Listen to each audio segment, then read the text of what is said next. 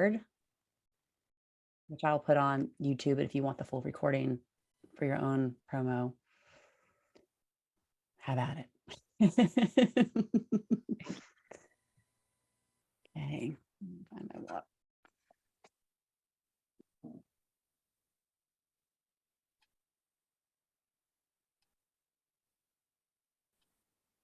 So fun to have someone that just, this is no big deal to.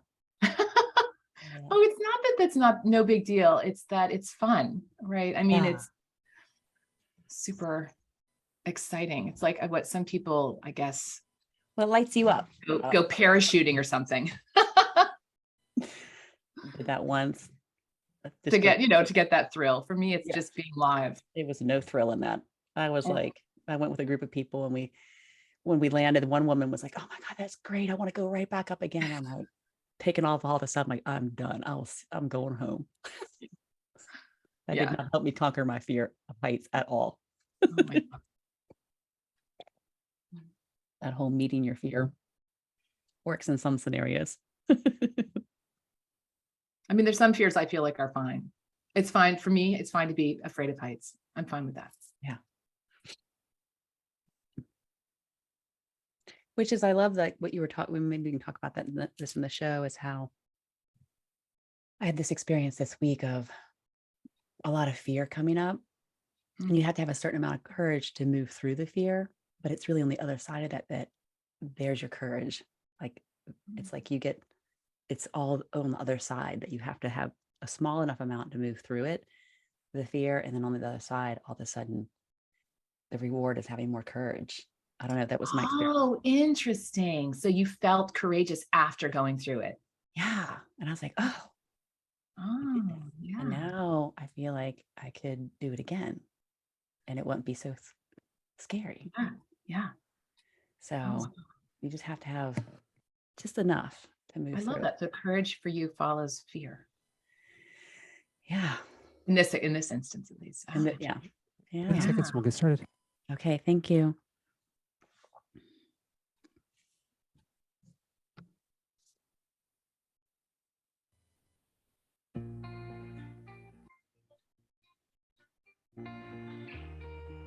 Welcome to Women Thriving Unapologetically with Lynsie McKeown. Over the next hour, you will hear raw, honest, and inspiring conversation between Lynsie and her guests, discussing how to thrive, live joyfully, and abundantly in spite of life's challenges. Now, here is your host, Lynsie McKeown. Welcome, everyone, to Women Thriving Unapologetically. I'm your host, Lynsie McKeown, and you're listening on the Voice America Empowerment Channel. And I'm incredibly excited about today's topic. If you've been listening throughout this month, the topic of voice keeps coming up. And this was not actually planned, but it just happens to be this beautiful synchronicity where the guests want to talk about their perspective on finding our voice. And today's guest, Kate Bennis, is going to talk about, we're going to have a nice conversation on how to speak up, stand tall, and move others as well as our world forward. But before I invite Kate on, let's just do what we always do. Let's just take a moment to stop, pause, and breathe. And this is such a practice of becoming more aware. So when we stop and we pause and we take these deep, full breaths, we can be aware of where we are in our bodies, the emotions that are arising and the thoughts. And so as you take these deep, full breaths, just noticing how you feel in your body, how you feel in your emotions, and where you are in your thoughts. And in this moment of becoming aware, you have the power to choose how you're going to be, how you're going to move, how you're going to speak, the thoughts that you want to think. In this moment, this is your power. The present moment is your power, your point of power. So let's take a nice deep breath in and out. And at any point in your day, you want to come back to your point of power. Just stop, pause, breathe. Okay, my friends. So do you believe you have a voice? And does that voice need to be heard? And sometimes our fears, our lack of confidence holds us back from bringing our full self forward and bringing our gifts to bear on the world. So this lovely woman, actress, speaker, and coach is going to give us the skills to practice speaking up and standing tall and finding our voice. And normally I'd, share each episode, I share the guest bio, and Kate's bio is long, and it's so like, she has so many things that she's done and that she is doing. And, as a professional actor and a clinical social worker, but you know what? I would love for this time for Kate just to introduce herself. And because you have so many things to share, what is it that you really want our audience to hear about you and the work that you're doing? Oh, thank you. This is a job that was not known of, right? Being a communication coach, it's something that I had never heard of when I was in high school or looking at things. I really wanted to be an actor. And I spent my youth acting and being in lots of plays and loving it so much. And then I was acting in New York and Boston, and that's what I was doing. And that was my life. And that's what I loved. And there was no question in my mind that I would leave that, because every play was a different adventure. Every single role was a new world to live in and to find empathy for. No matter if you're playing Lady Macbeth or whoever you're playing, you have to love that character and see the world from their point of view. And it was forever interesting, and I could never be good enough, right? There was always more growth, and I loved it. And one day I was at a play. I was in a play. It was our last performance. It was a matinee at the Longworth Theater in New Haven. And I remember sitting there in front of the mirror with my little ringleted wig, fake freckles all over my face, my corset, like I could barely breathe, sitting there looking at myself and missing my stepsister's wedding. And it was so clear to me. I thought, wow, I am having a fake life instead of a real life. And I think I was about 32 years old at that point. And I thought, gosh, I had this like fantasy as I'm like putting on my makeup, that I could do something different. And the first idea that came to me was that I could actually maybe have a partner, a life partner, and maybe have a house somewhere. And maybe there would be like a porch that I could winterize, and I could be a therapist, and I could work with young women on issues of self-esteem. This was like, so all this is happening while you're putting your makeup on? Totally. As I'm like putting my makeup on and doing my voice, we'll get to this, doing my vocal warm up. We'll do some. And I remember after this performance, I called my dad, and my dad said, "Oh, you should go to the Smith School for Social Work, whatever." I was like, "What?" He said, "Oh yeah, they do their classes in the summer. It's a quickest way to become a therapist. You're too old now to go to get your PhD. Forget it. Let's get you out there." And I applied, and I got in, and I started, and I never looked back. Wow. And I remember a week before graduation, I got a call to audition for The Sopranos. And this is 2000. This is when The Sopranos was the biggest thing. Oh my gosh. I remember going to I remember thinking, oh, I can't even go. I mean, usually I would have been like, throwing away boyfriends and dishes I would be like, get me out of here. I got to go to New York right now. And instead I just said, oh, I can't even call them back, because I'm directing the senior skits for graduation. I was like, what a different turn. To be able to say no, because when you're in that world of theater, everything is on their terms. Everything. There's no freedom in that. When you get a role, there's some freedom, there's some artistic freedom, but mostly the business is set up that you are the bottom of the totem pole unless you're super, super famous. And even then, I think there's a fear it could end. You could get old, especially for women. Oh my goodness, right? There's this constant fear and this sense of just freedom of saying, I don't have to do that, was so liberating. So I graduate, I'm a clinical social worker, and I realized when I graduated, I'm back in Boston instead of New York. All of my acting friends have decided to get real jobs and get families and, get houses and mortgages. And so they started a real company called the Ariel Group. And it was all actors from Boston who a lot of them I worked with, and directors who were training corporate executives, leadership presence using theater skills. Wow. So although I did practice social work, and I'm a licensed clinical social worker. Most of my work has been coaching in that sense, using the skills of theater, because when we talk about voice, people can get very stuck and afraid, and the skills really help. There are some basic skills that really, really help, because actors know this. Yeah. Like right before we started, you said, how are you feeling? And I was like, it takes a while to get here. There's a practice to be able to get to this moment of feeling ready. There's so many juicy bits in what you just said. I mean, I don't even know which one to go with first. I mean, I love when people say it takes practice, because in our society, so often we want what we want now. And our culture breeds us to believe that we can have that immediately, but everything takes practice. Like every single skill that we have and want to have takes practice. And it's not so much time. And it's like, okay, what do you really want? And if you want that, then you have to apply time, energy, resources in order to develop that. And so, but once you have it, it's like part of who you are. And like when we came on before, and just to check in and get our sound check and all that done, I was just like, wow, it's just so nice to have someone that just shows up and she's like, really, you're like in your body and you're ready to go.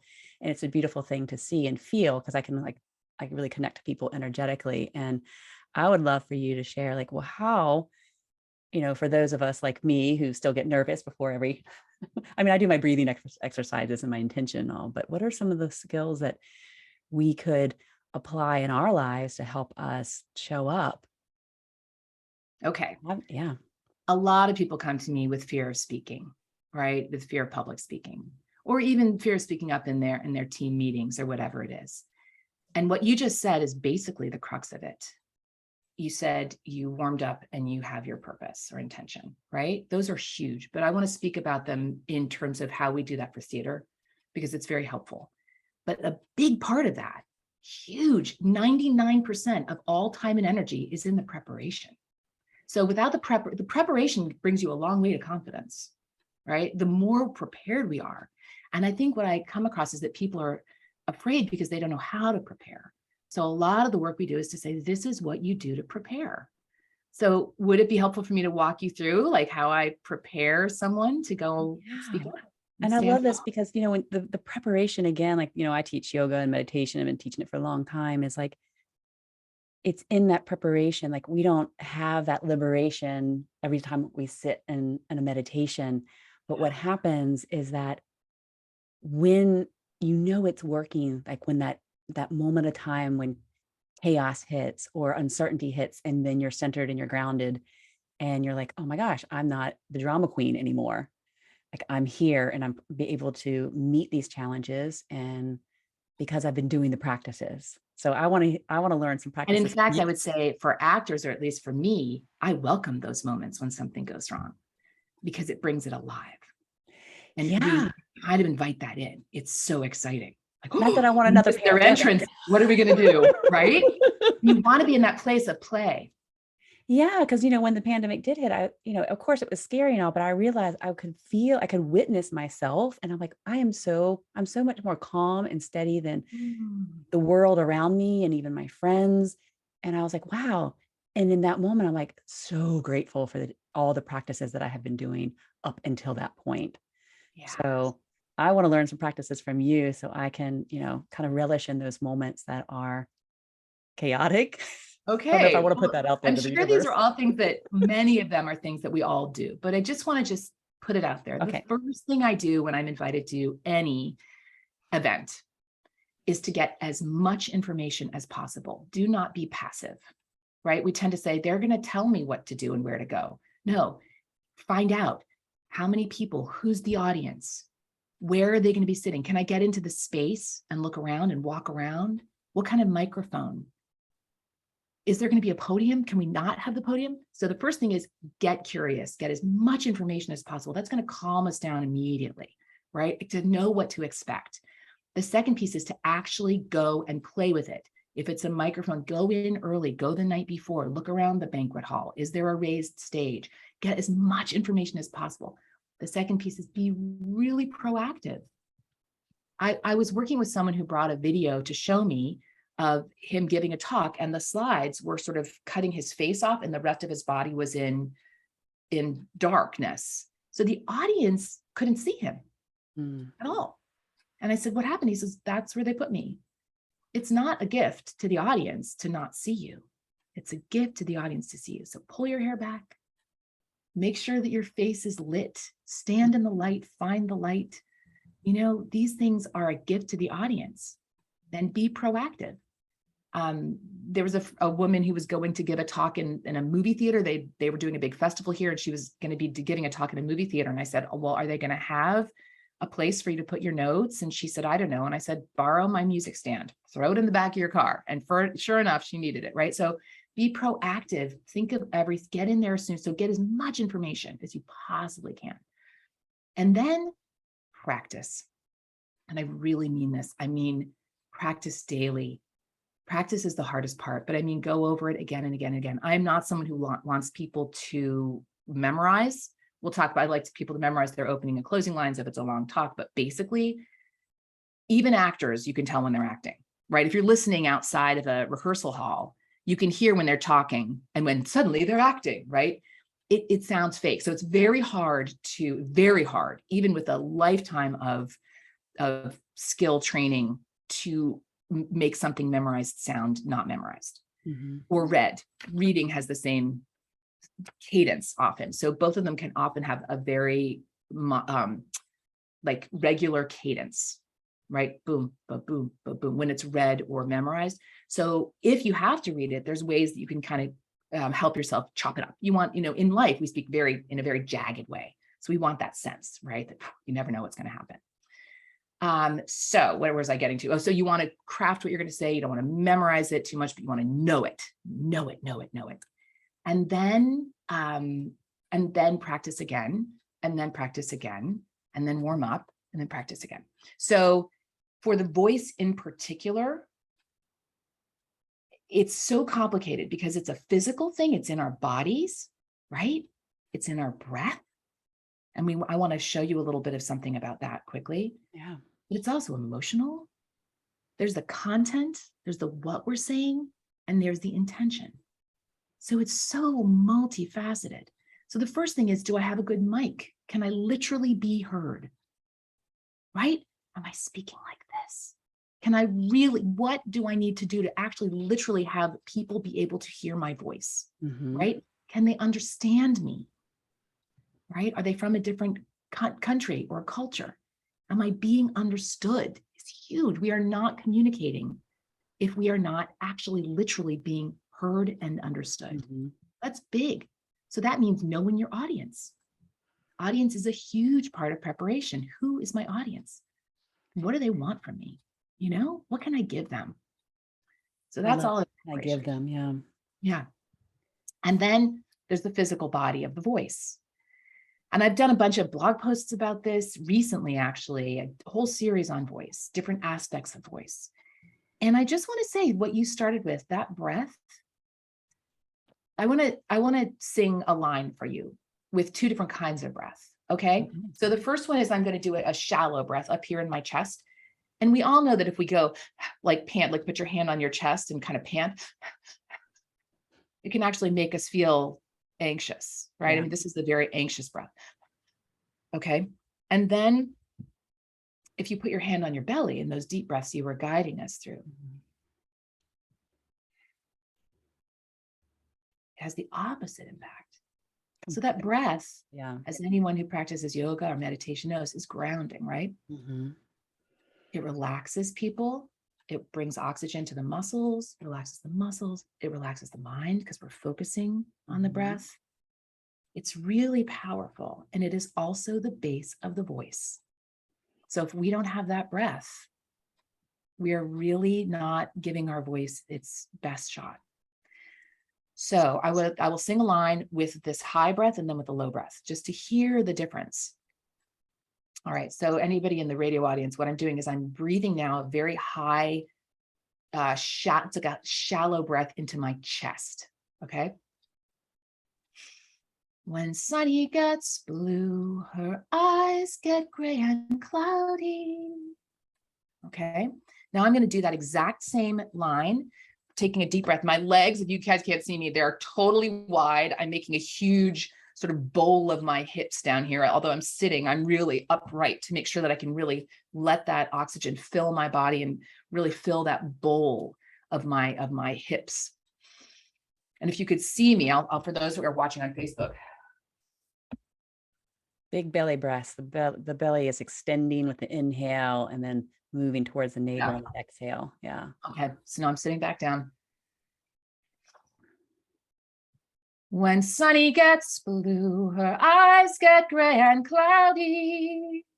Okay, so what is the difference that you're hearing in the sound? It's more rich and the tone changed, but there's definitely more depth to it. And I can actually, I don't know if you can hear groundedness, but I did feel that. And it felt more powerful. It feels more powerful to me, Mm-hmm. for sure. Like I felt like I could actually sing it. The first time through, I was a little worried I wasn't going to get to the end. It's like I a just little high pitchy string. Mhm. Yeah. And as a woman, I want that full richness of my voice, Yeah. right? I don't want to get caught up in a head voice or pushing down into acting school voice, right? Like I want like my really robust, grounded, real voice, because that has the most flexibility and color and dynamism, you know? So we want that kind of grounded, centered voice. And a lot of it has to do with giving ourselves permission to have it and also just taking that breath. Giving yourself permission too. And you know, I love, again, these synchronicities, because this past week in my Facebook group, we've been talking about, again, the power of voice and where that comes from. And I was talking about the third chakra, which is the navel center, solar plexus area. And I was saying, if you're having trouble, you know, finding your voice, or you're feeling enraged and yelling and can't control your voice in that way, it's probably not the fifth chakra. It's the navel center, because this is your point of power, and also where your ego and your identity starts to develop. And if there's any wounding there and you're not down here breathing into this area and doing some work in this area, then chances are you're not finding your real, true, authentic voice. I love these synchronicities. This is incredible, because if your attention is here and your attention is in your throat, you're in big trouble. This is where we get vocal nodes in our vocal folds. This is where people get a lot of tension, and it's where we're stuck. And honestly, your throat should have no tension, zero. So you may have heard of F.M. Alexander, who created the Alexander method, right? So he was an orator. He would fill, you know, paramount, like 1,000 people in a huge theater, traveling the world, telling stories, and he was losing his voice. And so he created this method of really structural, you know, standing, how to stand, so that he kept his voice. And one of the most significant findings that he found just experiencing this was that he was kind of stretching his vocal cords and his neck forward and looking out onto the audience. And he realized that that was really putting a lot of tension on his throat. And what he does instead is he has people kind of tuck their chin back and feel that they're almost falling up. So there's this sense of kind of a string from the crown of your head going way up to the ceiling.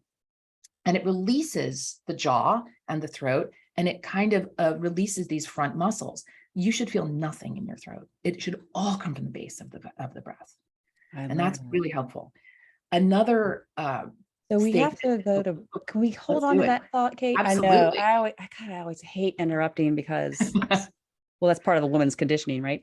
But mostly because everything you're sharing is so beautiful, and I hate to interrupt you, but we do have to go to a break. But before we go, I just want to recap some of the things that you said. Like, you know, it's about getting curious, like really be curious and play with it. Make sure that you play with your environment or the situation that you want to, where you want to, you know, find your voice in. Be proactive and practice, and making sure that you're being understood, understanding who your audience is, so that you can actually, when you do share your voice, that you're actually being heard. And so I'd love to dive in when we come back. Maybe how can we apply this to the audience of our relationships, or the audience in our, like, might be our work or our lover, our spouse, our kids. How do we like take these techniques and apply them in our daily lives, if that's okay with you? Sure. Okay, so for everyone that is listening, please don't go anywhere. We're here with Kate Bennis, and we're going to be right back. And if you want to jump over to our Women Thriving Unapologetically Facebook group, we'll be hanging out with Kate after the show for the after party. Okay, we'll see you soon. All right, great job. We're all clear. Back in about 2. It's all so good. I hated to interrupt you. No, it's great. So this is where I'm going next. I'm just writing myself some notes Yeah. here. There's things I think are really important before we move into a relationship. Yeah. The connection between emotion and intention, and then we'll go to relationship. Yeah, there's so many pieces to this, like the giving yourself permission. And I love that piece, which I didn't touch on because there's so many ways we could have gone with it, is that, you know, in that moment that you just felt liberated, like you had this choice. And in that choice, you know, it might have not have been what other people probably thought you should do, but, you know, because you were so much in alignment with what you really wanted, the choice was easy. And it was liberating when you said yes to something that's more aligned with your heart. And also that part where, you know, as an actor, you got to put on all these different roles so that you could see the perspective of see through the lens of someone else. And we don't do that very often in our lives. And like, wondering how that has shaped you as a coach too, being able to see. So I would imagine that you can see with so much more depth and understanding and compassion and insight and wisdom and all that stuff. I don't know. Maybe I'm just. Well, it's true. It's true. That's my job. That is my job as an actor, as a social worker, as a coach. All of them are to, without judgment, put myself in someone else's shoes, for sure. Yeah. In order to help them, really. Yeah. So where would you like to pick up when we come back? Oh, we're getting ready to go back. So I want to tell a story about the one other thing that changes in my voice, and that'll bring us to emotion. And then after emotion, we can get into relationships. Okay. All right, coming back in about 12 seconds. Okay. Thank you.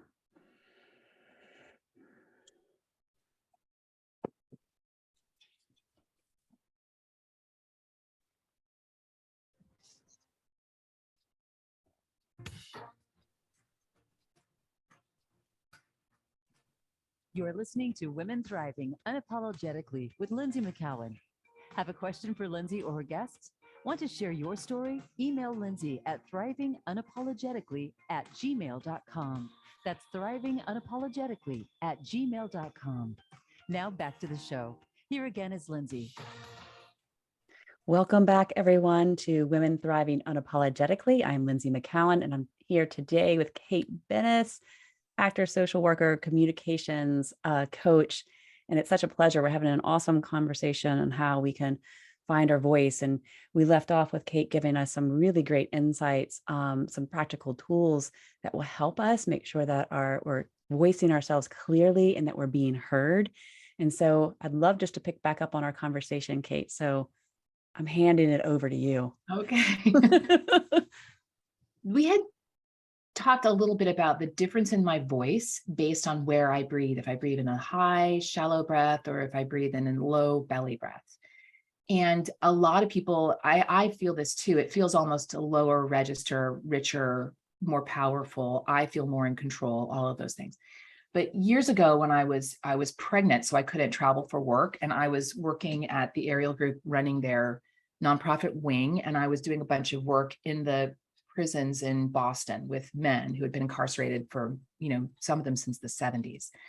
And I was doing a storytelling piece. And I remember I did this example for them and asked what they heard. And one of them said something that I had not heard from any, conference that I ever workshop, nothing. He said, it's more emotional. It's more emotional the second time through. And I really put that out there to say, when we want to have our voices, we need to be in touch with our emotions, and we need to be in touch with what's actually happening for us. Okay. so what's important to remember about it, I think people are afraid sometimes that if they speak the truth, they will be hijacked by their emotions, that their emotions will just, keep them from talking, that they'll break into tears, that they'll scream, that they'll yell, whatever it is. And I just want to talk a little bit about how people in theater think of emotions. We think of emotions as byproducts of action, and intention is action. So if an emotion comes, it's neither here nor there. It's just fine. It comes through us.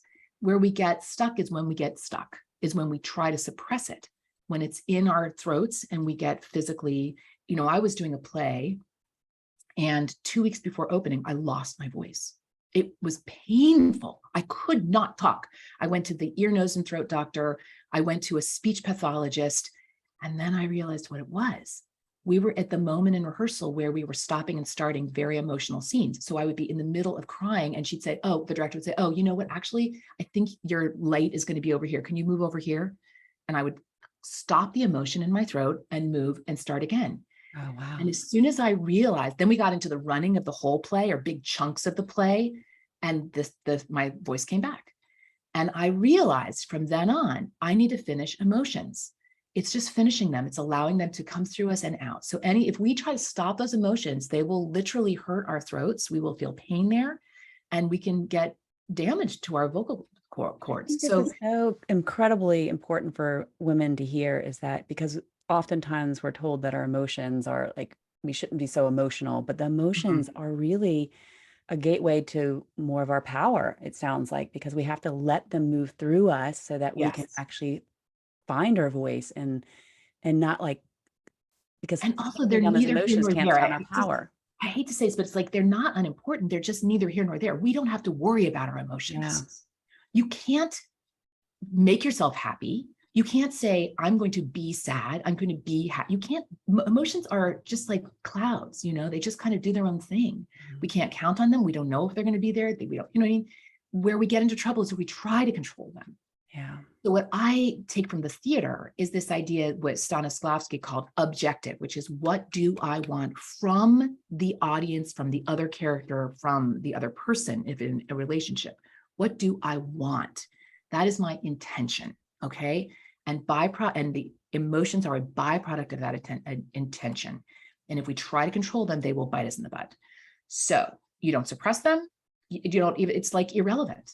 So can I give you an example of how I use this in a play? And then I want to think about it in terms of relationships, because this is super important to me, I think, in terms of having a voice. Is to say that the emotions will be there or not my problem, right? They will just come or not. They're not the point. The point is my intention. And intention, in the way that I use it, is very specific. It's an action. It's a verb. It's framed in the positive, and it is always involving the other, the audience, the other person. So an example is, a woman sees a child, this like urban myth about like a baby under a car, and a woman like picks up the car and saves the baby. That's pure intention. The intention is to save the baby. She is not thinking about, are they seeing my underpants? Do I look like an idiot? Right? Am I screaming my head off? That is byproducts of her intention. So that's a very clear example of it. You think of what your role is too, mother. The role right there is caretaker. My intention is to save. Okay, it's that simple. It's always framed in the positive. It's always about the other. If the intention comes back to ourselves, if it like a boomerang comes back to ourselves, it's not going to work. To impress is about me. To not make a fool of myself is framed in the negative, right? To anything that comes back to me or is framed in negative is not an action. And we cannot make ourselves feel or be in any particular state, but we can take action. So we want to have a positive intention that is uplifting for the other people, for the other. Not necessarily. So in theater, it might be to berate. What I mean by positive, it's not framed like to not upset. It's literally doesn't have a not in it. Okay. For in theater, we might be to humiliate, to whatever, it can be anything.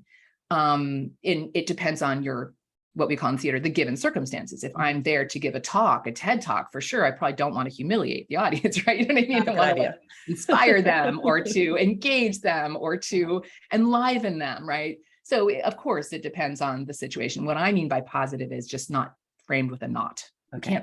We can't not do something, you know, it has to be a positive. Mhm. Another example is that I was doing a play where the stage direction said she sobs uncontrollably. Okay. I can't just sob uncontrollably. Who can't? It's very painful to watch somebody try to sob uncontrollably. But what I could do in the scene, the love of my life is literally leaving. He's in the army and he's leaving town. Love of my life. What I could do was to stop him. And as soon as I got to stop him, I was like wrapping my arms around him, holding him back. My sisters are pulling me off. He's pushing me away. And I was sobbing uncontrollably, right? So this is an example how emotions are just let them be. Focus instead on your intention. And the intention will focus everything. Okay, so how does this apply to relationships and just not public speaking, right? One of the most powerful books I've read was Harriet Lerner's book called The Dance of Anger. And it's like she wrote it in the 80s. And I think when I first read it, I didn't have kids or, you know, a partner. And I was just like, whatever. I've never had anger. But let me tell you, Oh, honey, you know, I have. not like that. Like I hadn't experienced anger like that since I was pulling my brothers by their hair when we were 7 or something, right? So suddenly after, you know, having children and all these, I was like, oh, I really understand what that means. And one thing that she talks about is we speak out in order to have a self. So sometimes it's not about changing or influencing or nothing. Sometimes we just speak because we have to say something in order to have a self. And that comes back to the belly, that center of your I amness. This is like where your ego is formed. And if we're breathing down in here, you know, in the spiritual traditions, we pose the question, who am I, to the navel center? And like, this is our sense of I amness. So if we're breathing down into our belly and letting our voice come from there, it gives you that sense of I amness. Sometimes we speak to have a self. And when we don't speak, we unself ourselves. So We sometimes unself ourselves. we have to say, I think she uses the term de-selfing, but it's just this idea of just sometimes we just have to have a self. And we don't have to have the answers and we don't need to know why. Sometimes we just have to say, yeah, that doesn't feel good to me. I don't know why. It can be something very simple. Something. It's such a relief just to be able to say, yeah, I don't know why. Just don't like it. Yeah, I don't know why. I want this.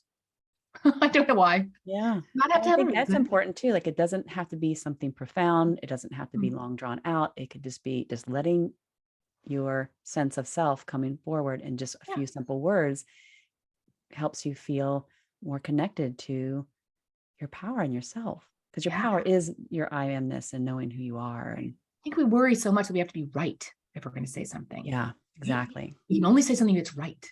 And then we're really being a lawyer with ourselves, like negotiating with ourselves and trying to be right and never wrong. And sometimes we just have to say, I don't know why. Yeah. Give yourself permission not to have to be perfect or have it all. Well, I love that about Harriet Lerner's book. I would really highly recommend it. And the other thing that I work on a lot when I'm working with people in interpersonal relationships that are very thorny and complicated, and the closer we are to someone, actually, the harder it can get often, is John Gottman's work. And is this something that's come up for you at all? He's so interesting. So there's a professor here at UVA who worked with him, helped him run his lab and helped him come up with what they call the SPAF code, which is, I don't even know what it stands for. Sorry, Jim Cohn, but it's about, coding our facial expression. And what they did was they set up something called a love lab where they looked at couples and they hooked them up to all sorts of, gadgets, and they measured all different parts of their physiology. And then they had them argue. And they were able to show, and I think Gottman, I think this is the correct percentage, 93% of the time he could, by looking at how they fought, predict who was going to be together in 2 years. 93% of the time. Yeah. And what he found, I find, is very useful. Take this before they get married. Maybe it's a good idea. But the thing is, these are all skills, so you can practice them. So that's the thing. These are not things that it's just set in stone. Sorry, it's not going to work out. Yeah. These are all skills we can practice and change the way we interact. So that's why it's important in terms of having a voice. Mhm. Okay. So what he found was that direct anger is fine. Direct anger is not toxic in any way to relationships. It translates in terms of intention to stop it, to stop, to put an end to end, stop. Okay. Whereas there are what he calls the 4 horsemen of the apocalypse.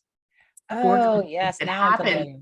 Yeah, that happen to anger when we twist it or don't express it directly, which comes back to the Harriet Lerner piece of just having a voice. Sometimes we just have to have a voice. And if we don't just say something, it can get twisted into these other ways of expressing anger, which are in fact really negative and have very negative impacts on relationships. Although we use them all the time, it's really when they dominate.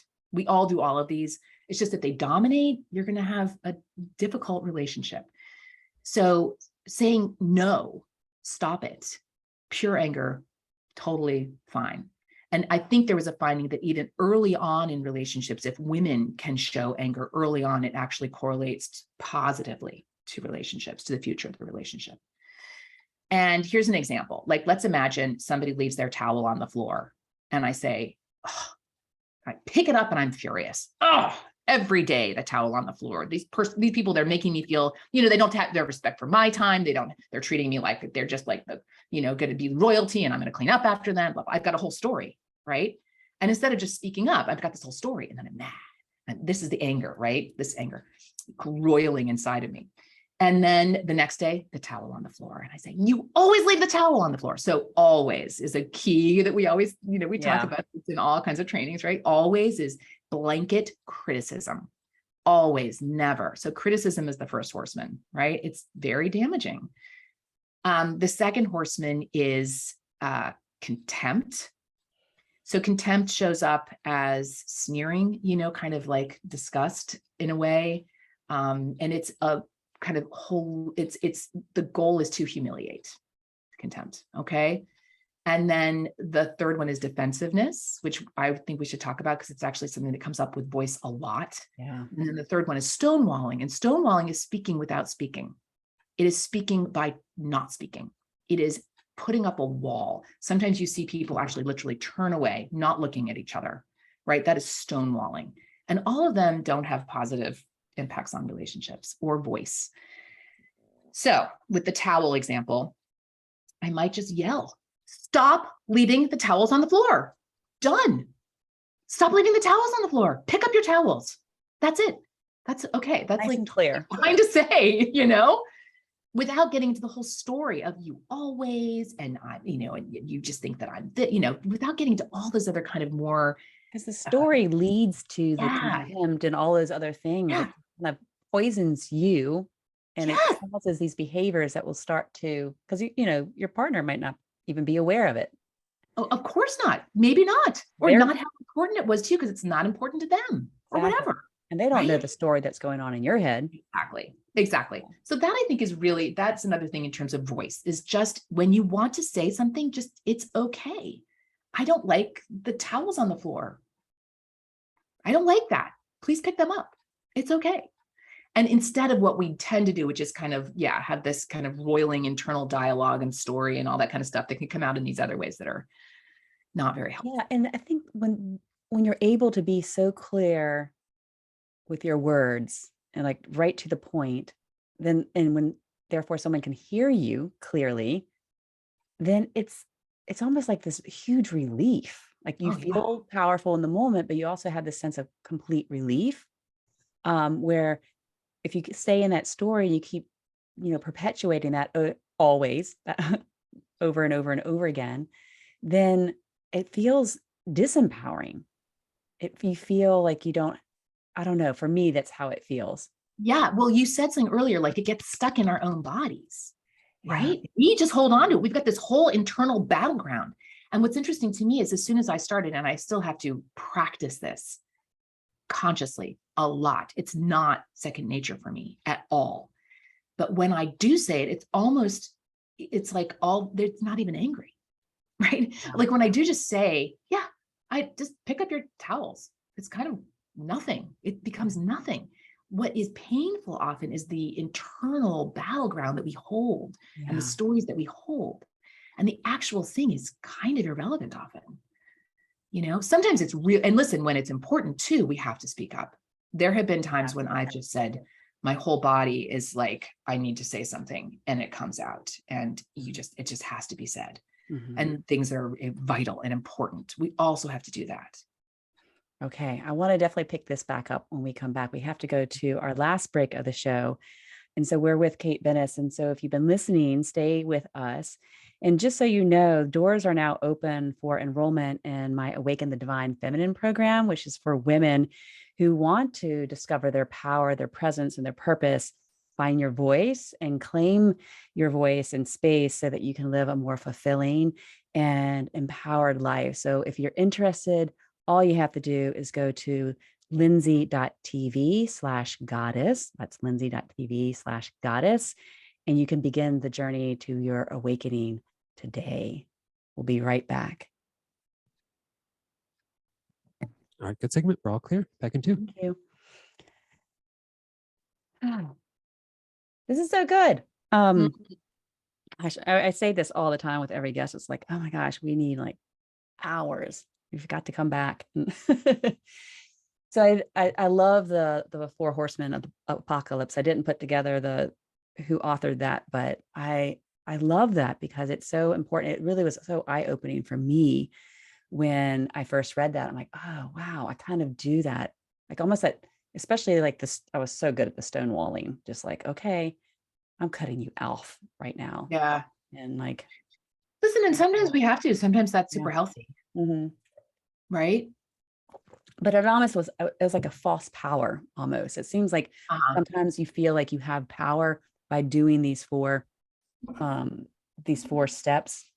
Yeah. Whether it's being in contempt or whether it's, you're doing the stonewalling, or any kind of passive aggressiveness, which wasn't really powerful. Like when I've learned how to actually speak my voice, I'm like, oh, and from my belly, it's just like, oh, it's such a different feeling. That is so amazing. That whole thing you were talking about earlier about the chakra here and not using the chakra here for voice. It was exactly just straight out of theater, straight out of any kind of singer would know that. I know. I just love the overlap. Yeah. It just shows that we can have so many the same experiences, but through similar experiences, but through different, what's the word I'm looking for? Help me out here with different lenses or practices or different wisdom even. different traditions, different, lines of work. It's just,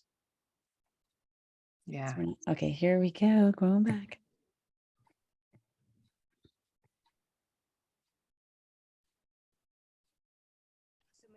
AmericaEmpowerment.com.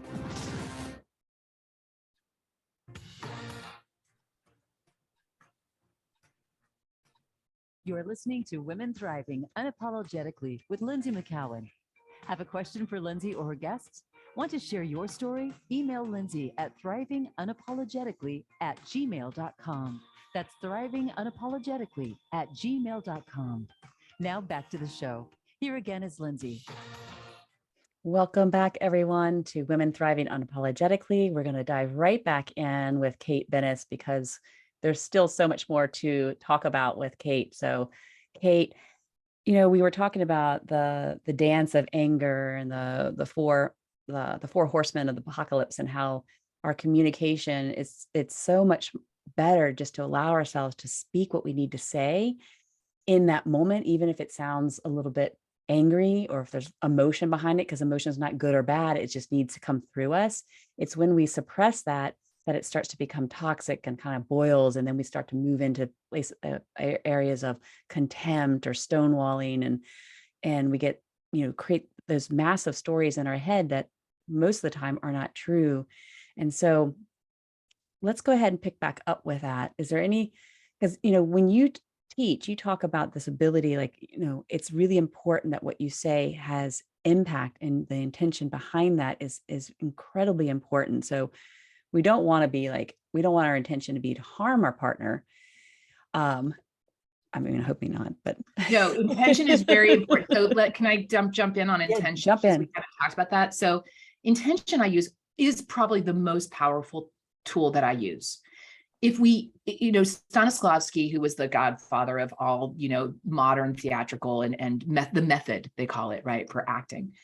He believed that we all have an intention or an objective all the time. And if we're not choosing a clear and positive intention, we will default. So here's an example. Someone giving feedback to one of their direct reports, somebody who reports to them. We did this in a workshop, right? And they start saying, you did this wrong, you did this wrong, you did this wrong, you did this wrong. And I'm like, okay, wait, pause. What's your intention? To get them to do, to get them to do better work, to support them. And I said, okay, start again. To support them. Are you going to start with, you did this wrong, you did this wrong? No. Their default is to point out what's wrong, to point out what's not working. If you come back with a very clear intention, my intention actually is to help this person be better at what they do. That changes everything. So to make sure that we're not defaulting. So when we are in a conversation with someone, to remind ourselves, gosh, what's my intention? Is my intention to make them feel bad about themselves? Really? Huh. Sometimes Maybe when I my work with my clients, I'm always asking them, what's your default system? Like, pay attention to what your default system is, because we can have a positive intention, but if our default system is always to go back and criticize, right, you have to be aware of that, because you can have the intention, like, I really want to support this person, but then all of a sudden you go back into that critiquing and picking apart or being, and so, like, what is your default? And making sure that your love default that. is actually If we're aligned not with intention. choosing consciously a clear intention, we will often default. Yeah. So to have that clear intention and to act from that is really important in one-on-one relationships. Mm-hmm. So is it to make comes up all the time. I've got teenagers, do I want to make them feel guilty? No, I want them to be safe. I want them to coach them how to be safe, whatever it is, right? We will default all the time, especially in intimate relationships, the closer we are. Although people do it at work all the time. My intention is to sound smart instead, which is about me, right? I said any intention that is about me is going to boomerang back on me, and it's therefore not for the audience. So it's always for the other. And they'll feel that too. Oh, yeah, absolutely. Absolutely. Yeah. The people don't listen to your word. They don't listen. What you communicate is more about your intention than your text. Is that because the tone of your voice will change? Because you can have an intention, if it's really super clear, then that's coming from core of who you are, and then that will resonate through your tone. And the tone is what is really not necessarily what you say, but how you say it. Am I getting this right? So I would say that all of those things follow intention, and it's much easier to have a clear intention than to worry about tone and vocal variety. All those things you can do in rehearsal and practice, work on vocal variety and tone and all those kinds of things. But in the moment, you don't want to be thinking about that. Nobody does. Well, I feel like it almost happens naturally if you're connected to your intention. Exactly. So if the intention, I think of it like a web, and you want to find the one string that's going to pull everything right up with it. That's going to pull strength in the voice and confidence and all those kinds of things. And almost always the three parts are preparation, breath, which you've talked about, we can talk about more, and intention. And it's the intention will often pull everything along with it. Everything. It will change how you stand, how you connect to the audience, how you use your eyes, how you use your voice. All of it will change if your intention is very clear. Mm-hmm. Right? And it's always a gift for the audience, for them. It's not about makes so much sense. Yeah. And it's a relief. Once we take that attention off of ourselves, am I going to mess up? Am I going to make a mistake? Am I going to forget my lines? Am I going to whatever? As soon as we take that attention off of ourselves, that's a relief. It's not about me at all. And I think there's something, I mean, I know this word gets thrown around way too much, but there's something about the authenticity of that, which will help whatever you're saying, land more with your audience. So in a way, if you don't don't get it right, or you mess up your lines. I mean, I'm thinking about real world, Yeah. not necessarily on the stage, but that creates a sense of vulnerability that creates connection with other people. Because I know times that I've connected with my clients or people, in a class or a workshop or online, the most is when I have shared my story, but allowed it not to be rehearsed, but it was just very much opening myself up. And in that vulnerability, people felt that really rich connection. Well, it's what you just said is so lovely. And I was thinking about what my parents each taught me about speaking. And my dad was a wonderful speaker. I mean, he just had a beautiful voice. He told stories. He was funny. He was silly. He was just a lovely and wonderful speaker. And my mom taught me, she was a visual artist, the beauty of human imperfection. I feel like that is the vulnerability, right? Like that's why we want to watch a play. That is why we want to watch a film. That's why we want to hear people speak. That is the beauty of human imperfection. We don't want to see a perfect speaker.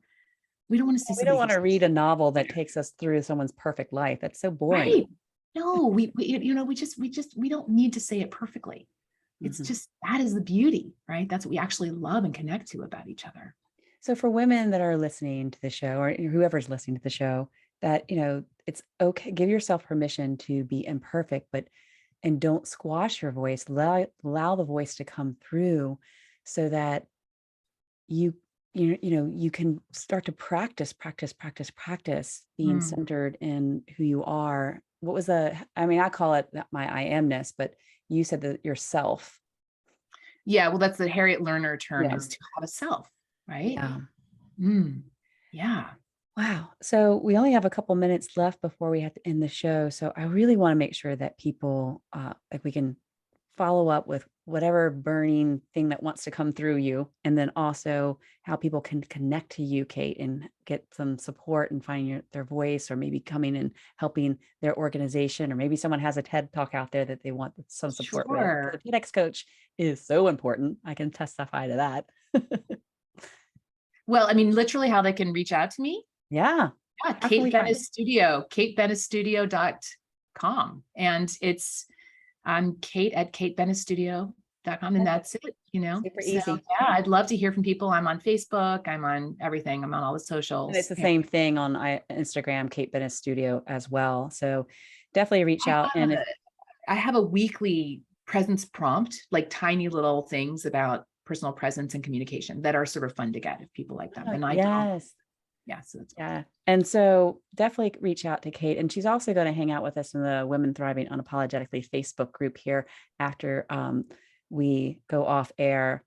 So if you have any questions, you want to connect real time, we're going to be over there. So definitely go over to Women Thriving Unapologetically Facebook group. And we can talk a little bit more there about the importance, whatever we didn't get to cover here, which we still won't have time to cover all of it. So Kate, is there any last thing that you want to share with our listeners today? Yes, I just want to say we need all hands on deck. We need all voices clear and heard. We are in a critical time in our world, and this reminder that it's not about us.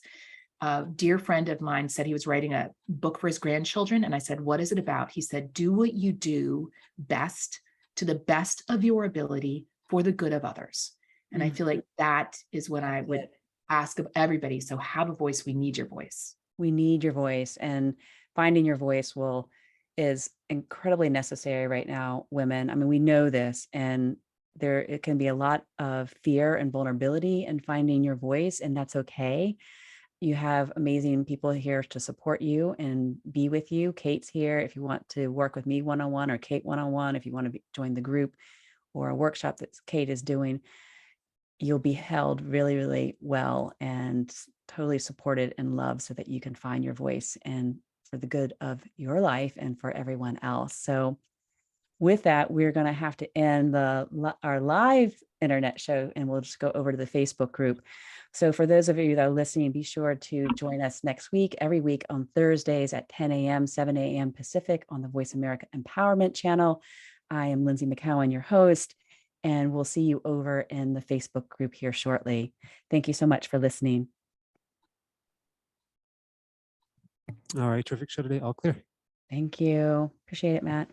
All right, thank you. Have a good day.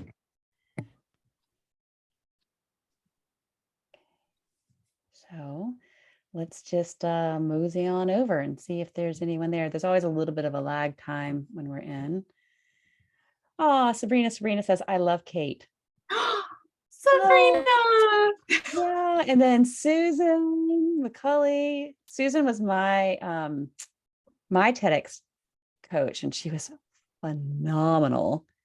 And then Marga's here, Radahowski, who was on Hi, Marga. on the 21st of July. And then Carrie Boss says, this is great. Thank you.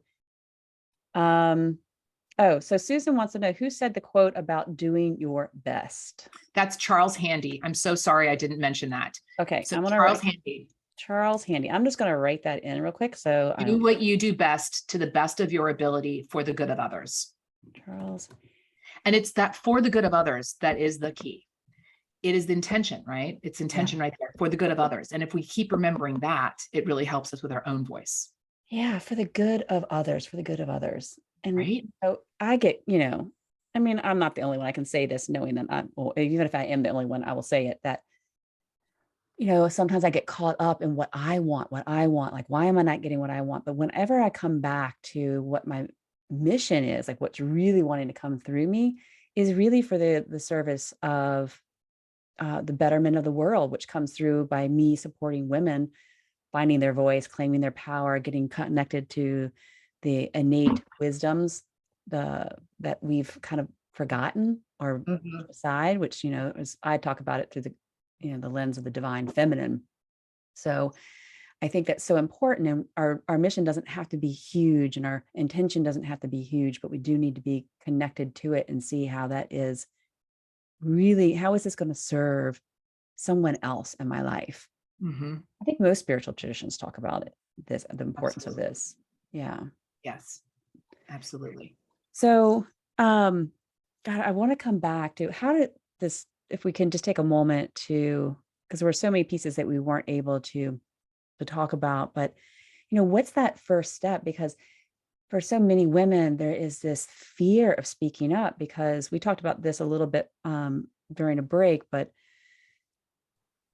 to speak up feels dangerous oftentimes because it's in our DNA that historically when we speak up, we can be burned at the stake, literally. Yeah. And nowadays it's like, okay, we can be burned through shame, through trolling, through making us feel, not as valuable. And so what is that first step that we can take to come into our voice again and to know that it's important? Or is that the first step? No, I would say, first of all, to keep reminding ourselves again, that fear is an emotion. It is a byproduct. And you might be surprised how it evaporates when we do speak up in lots of ways. Because we're like, oh, okay, I didn't die. Number one, but I also want to be really clear about something. Who do you want your audience to be? If you're going to post something on Facebook, that's a very different audience than LinkedIn. Or Twitter is a very different audience, or just to a person face-to-face is a very different audience. So be clear, is it worth it?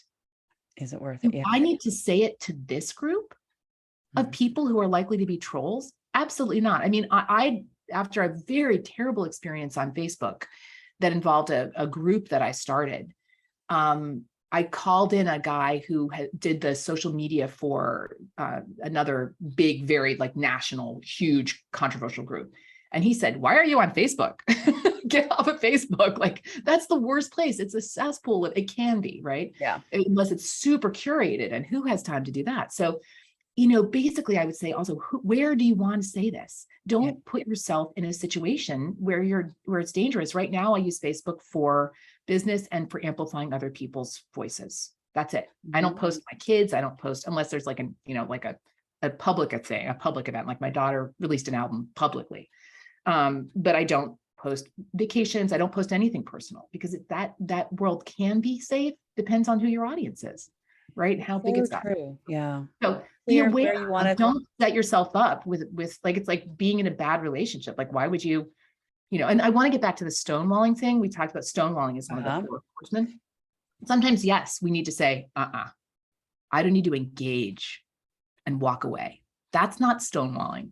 That's being wise and saying, I don't need to change this person, engage with this person or this situation or this audience that's not healthy. Bye-bye. Right? That's really okay. So the first thing is about that fear is who do I need to say this to? Yeah. And do I really need to say it to this person or this group? And do I have a chance of changing them or having any input at all? No, maybe not. So that's a big It's going to be exhausting if it's the wrong audience. Exactly. So that's number one. Number two, I think a lot of people feel fear when it's very high stakes, where it's a very important person to us. That's where a lot of fear comes. And I would say then we must go towards it. Like in those cases when it matters. I when love it. You relationships must go towards it. You must go towards it.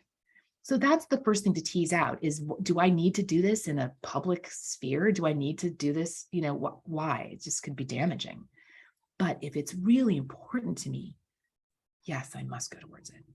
Must go towards it. You must say it. Shaking. Keep sick. Just say it.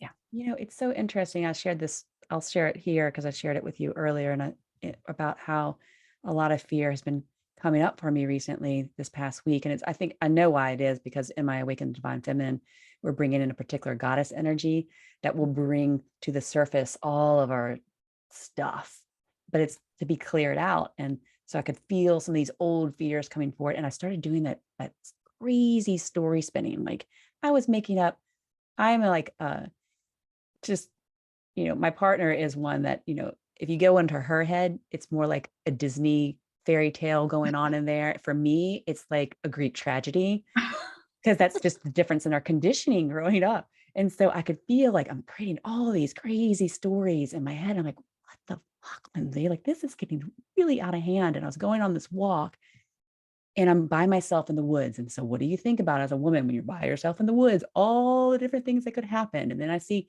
it was early morning, 2 men out on this lake fishing, and like all they have to do is row to the shore and attack you and all this stuff. And then like I was going there specifically to go for a swim because I had a headache, and the swimming really just helps me feel like I'm getting in the water no matter what, even though they're right there. And then I saw off in the distance this dock, and I felt all this fear. I'm a really good swimmer. And I'm like, I could feel the fear just boiling inside of me. And I was like, I have to swim to that dock and then back. But then I'm thinking of Jason Voorhees from Friday the 13th. And I'm like, what the hell is happening in my head?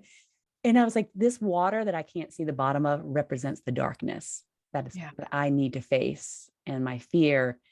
And so I swam to the end and I swam back, and I remember swimming to the dock, and the dock's big and it's getting bigger and bigger. And then I turn around and I see my red backpack that looks about an inch high. And they're like, remember to breathe. And so I get back to the other side, and, you know, I had to have that little bit of courage to swim to that dock. But when I came back, I felt like I had just gathered so much more courage because I moved through the fear.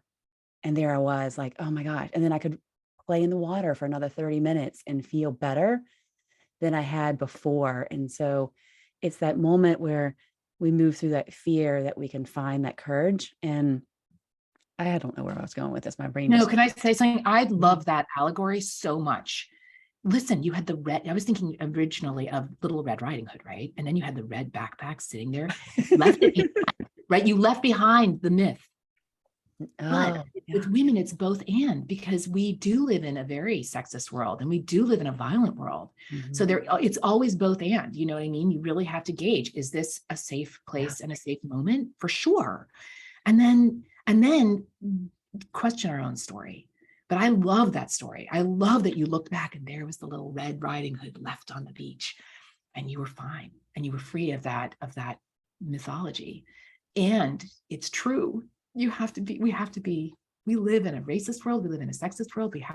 These are realities. Yeah. You know, when one of my friends taught her son to drive, I'm teaching one of my children to drive right now. I don't think I've even touched on this thing. She was a Black woman teaching her Black son to drive. And the first thing she taught him was how to deal with cops. Wow. Yeah. Don't move, keep your hands, look, don't, say yes or whatever. Like, whoa. Like and why? Because it's not fair. we live in that, and we live in a sexist world. There are things we have to think about as women that men are free of. Yeah, I know, it's so true. And Susan McCauley has written something here in the chat. It says, what happens when I'm in a conversation with intellectual, logical folks and I'm feeling emotional? I often feel like I want to say something, but not sure what I want to say. Could be what you said earlier. I don't know why. This doesn't feel right.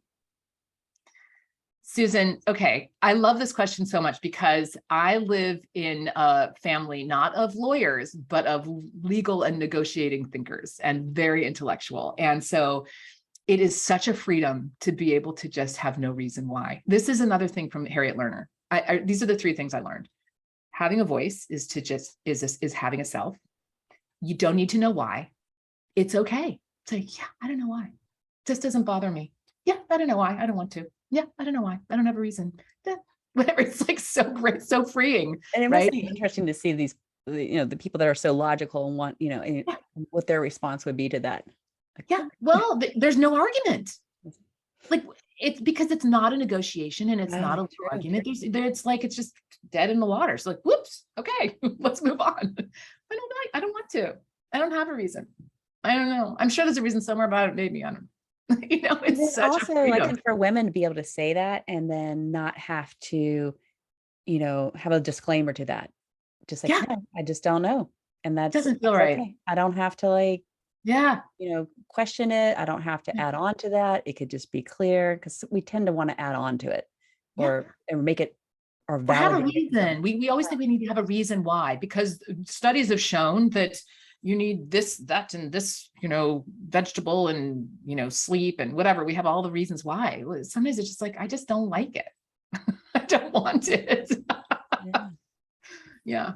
And I think with women in terms of consent and our bodies, that's a big one. Yeah. That's a really big, I just don't feel like it right now. I don't feel like having sex right now. I don't feel like eating that right. I'm not hungry. I don't feel like to just feel like, I don't know why. I don't like raw carrots or whatever it is. Like, it just doesn't matter. We always think we have to have a reason. We don't have to have a reason. It's enough. Let's repeat that. We do not have to have a reason. Yeah. Don't. It's so freeing. Very freeing. Yeah. And then Carolyn Coverdale says, oh, that is spot on for me. Thanks. Mm-hmm. Yeah. I think it's spot on for a lot of us. It's just so freeing just to be able to say, okay. Yeah. I don't have to. Always looking for reasons.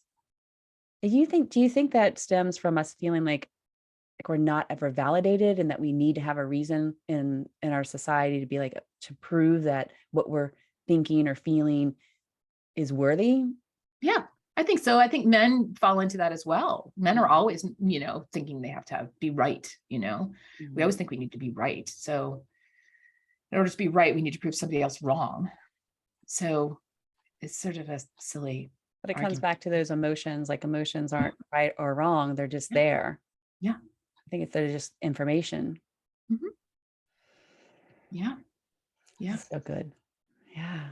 Well, if there's anyone else who's still with us, have any other questions or insights that they want to share with Kate, and Kate's in this group as well. So if you happen to be listening to the replay, you can always post your question and I'll be sure to make sure that Kate sees it and she'll be happy to, I'm telling you that you're going to be happy to respond. Will you be happy to respond, Kate? Of course. I'm a communicator. You can't shut me up. But I want to be like, okay, Kate, you're going to feel good about this. So I really appreciate it if you just we can continue this conversation throughout the week, because we'll be here and continue to talk about this and women thriving unapologetically. And I really, when we were talking today, I was like, oh my gosh, we have got to do something, collaborate in some way, because we have so many, we teach the same things, but in very different ways. And it's just beautiful sometimes to collaborate and be able to pull them together so that it really lands with people in a much deeper way. Yes. What you were saying earlier about the chakras and the belly chakra, what's it called? The third chakra, which is, it's the the navel center, and it's the navel Manipura. center versus the throat chakra. But it kind of corresponds to the Dantian, which is the seat of our chi, which is the seat of power. So it's all same, and it's also in this area that we have the biggest neuromass, the neuroplexus of the gut. And that's when we work with that, it enlivens our gut intuition, our gut instincts. Because it said that we have all this information coming in and we filter it through the brain, but when it's too much, and oftentimes it's too much, it has to be filtered through the heart as well as the belly, because you have the neuroplexus in the heart and the belly. And so the belly can actually digest more of the information and give you clues and information that we can't get from our brain that is overloaded, but we can just tap into their belly and be like, breathe into it. And like, okay, where am I? Like in my body. Yeah. So Susan says, thank you, wise friends. Susan's so wise too.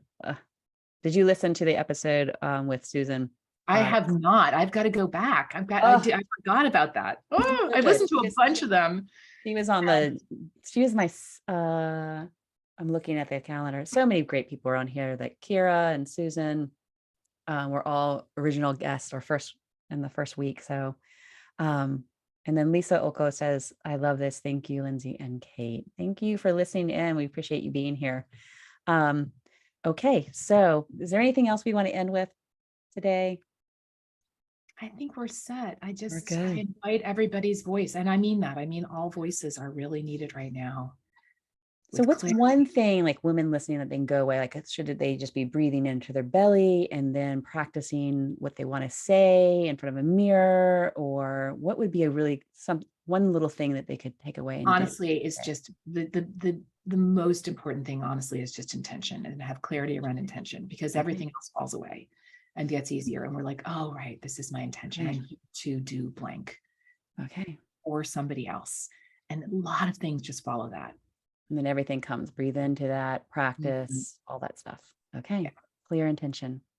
Okay. Kate, thank you so much for being a part of this, because my clear intention is to really support women and stepping into their full power. And that's not the power of overwhelming or overcoming men or other people. It's about the true power of really connecting to your I amness and claiming that, and your sense of worthiness and who you want to be in this world and who you want to serve. So I appreciate you being here and serving this community. Thank you so much for having me. This has been such a joy, really. Okay. Love you so much. And I hope to see you soon. All right. Take care. Okay. Take care. Thank you, everyone.